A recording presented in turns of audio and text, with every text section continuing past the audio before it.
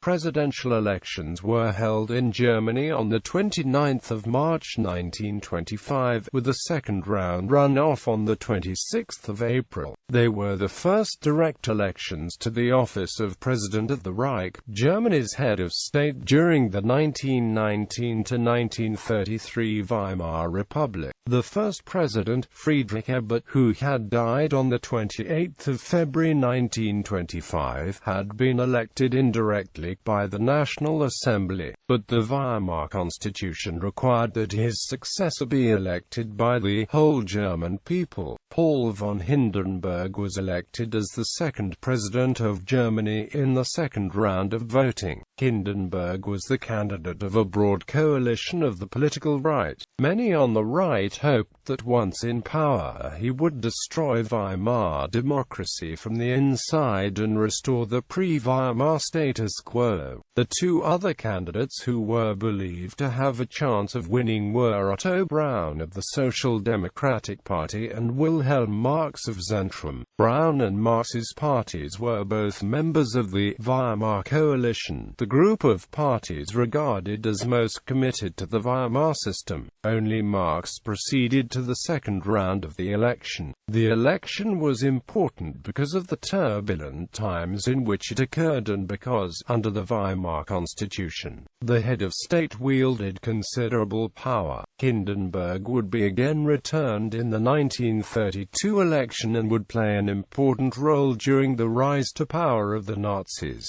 However, many of Hindenburg's 1925 backers were subsequently disappointed. Although in the years that followed his election many questioned the constitutionality of certain of his actions, Hindenburg never attempted to overthrow the Weimar Constitution outright. Electoral system. During the Weimar Republic, the law provided that if no candidate received an absolute majority of votes in the first round of a presidential election, then a second ballot would occur in which the candidate with a plurality of votes would be deemed elected. It was permitted for a group to nominate an alternative candidate in the second round.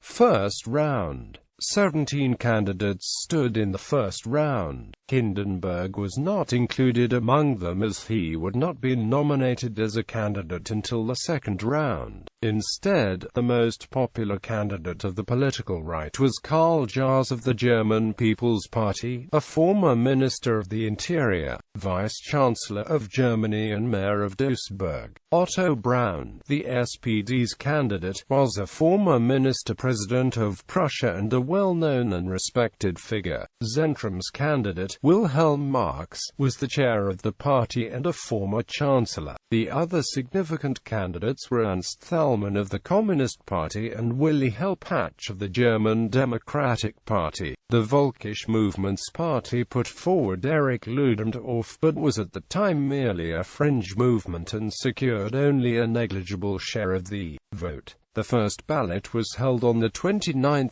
March, with a turnout of 68.9%.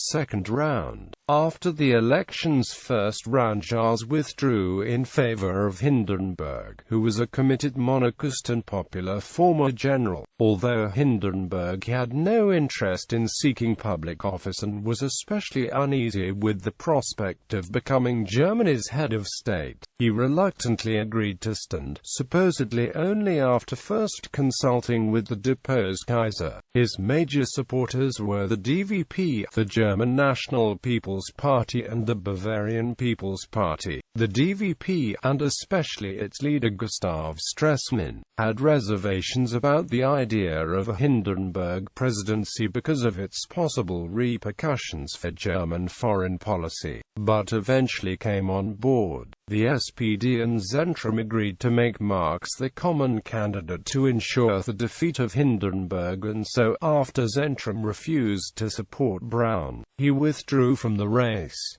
The DDP also reluctantly agreed to withdraw its candidate and support Marx, as Marx's supporters included both the moderate left and the political center. He was believed to have a high chance of winning. The three participants in the second round were therefore Hindenburg, Marx and Thälmann of the Communists. Because of Thälmann's participation, the left-wing vote was split, giving an advantage to Hindenburg. The election occurred on April 26 and with a turnout of 77.6%.